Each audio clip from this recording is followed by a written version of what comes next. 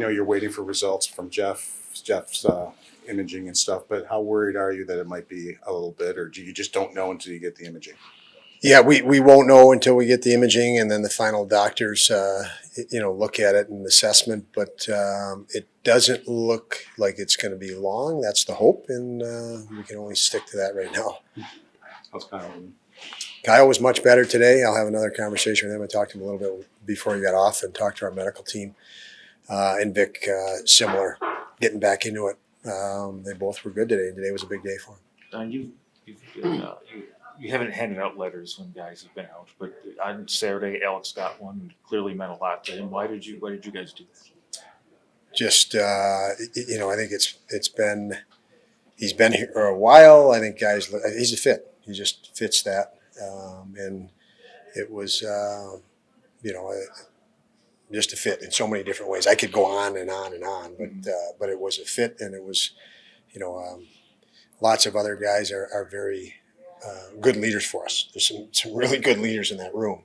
As I mentioned a week ago to Paul, I rattled off 5 or 6 guys, and obviously Alex is in that category as well.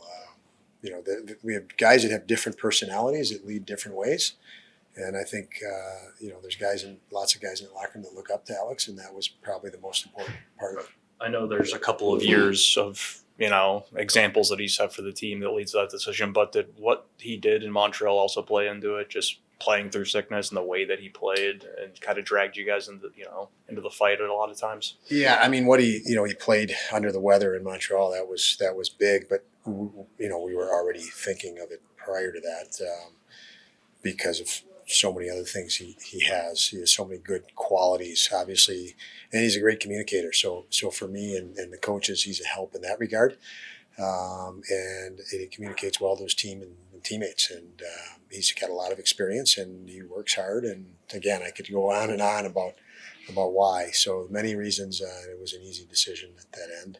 And you mentioned the Montreal. That was a heck of a job by him in Montreal. Do you expect for Ryan Johnson to be in tomorrow, and what could he gain from just a couple of games, watching from a different perspective? He's a young player, so anytime you do have a different perspective, it usually does help you. And yes, I would expect he'll be in tomorrow, although that decision isn't final yet. But yeah. Now, when you have sickness kind of going around your room and more than a couple of guys have been sick, do you guys do anything different in there? Are there any different protocols that maybe you follow to try to stop that from getting to more players? Yeah, I mean, we do. We've obviously kept guys home, kept guys at distance. Some guys wear masks a little bit. But our training room does, I think, a really good job of, it's been a slow spread. We fortunately haven't had 10 guys out at the same time, but it seems like it's 3 or 4, and it's been, unfortunately alternating. And obviously these guys live their lives, and it's in our community, and it's all over the place this time of the year. But the fact that we haven't had 10 at one time is actually a good thing. We've had to manage some other smaller deals, and guys are still fighting through it and playing, which is great. And so yes, we do adjust. There were times last night where guys played frustrated. I know that's not something you want to see. Did you feel the need that you had to address it quickly, since you get a team coming in tomorrow that likes to frustrate opponents in more ways than one? Yeah, I mean, this is not real conducive. Good does not come from being frustrated, really. So it's an ongoing battle, and when you have competitive people, lots of times that's the case. They get frustrated faster. So you've got to manage it every day. You've got to manage it. That'll never ever go away, because guys demand more and want more.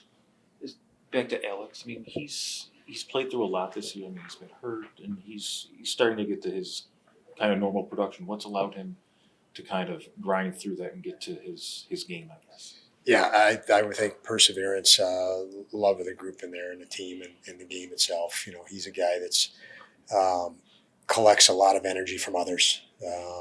He's inspired by others, and he inspires others, and so he's always in it. He's always, he's never satisfied if he's not playing the way he needs to play, and he takes it hard when he's not, because he cares. And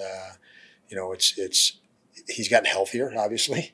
He was dealing with a nagging injury that didn't go away, and he played under 100% quite a few times, and now I think he's getting back to speed, back to pace, where he's more comfortable and more confident as a result.